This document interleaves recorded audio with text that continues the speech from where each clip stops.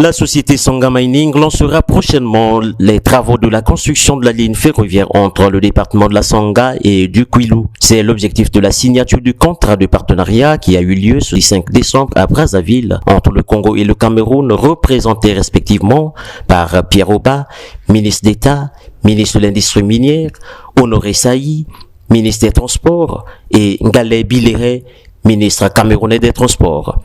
Ce projet de 10 milliards de dollars facilitera non seulement la production des fers de construction, mais reliera aussi la partie septentrionale de notre pays à la localité de Mbalam au Cameroun.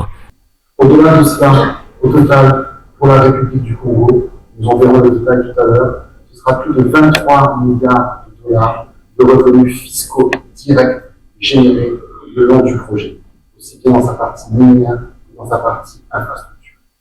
Un projet régional et intégrateur permettra l'intensification des échanges commerciaux entre les deux États. Cette cérémonie dédiée à la signature du contrat de partenariat en mode Build, Operate, Transfer, BOT, pour le financement, la conception, la construction, l'exploitation et la maintenance de la ligne de chemin de fer reliant les sites miniers d'Avima, Badondo, Nabeba au Congo et Mbalam au Cameroun. Dans cette même optique, Honoré Saï, ministre des Transports, revient sur l'impact économique de ce projet.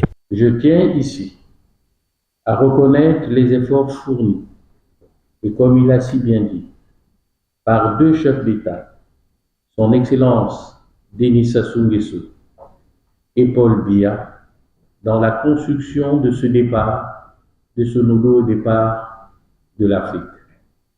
Ce sont eux qui nous ont impulsés et qui continuent à nous instruire dans le développement de ce qui aujourd'hui apparaît sous la forme de signature simple d'un contrat de construction de chemin de fer, mais qui en réalité est l'aboutissement, sinon la signification de départ d'un ensemble de projets.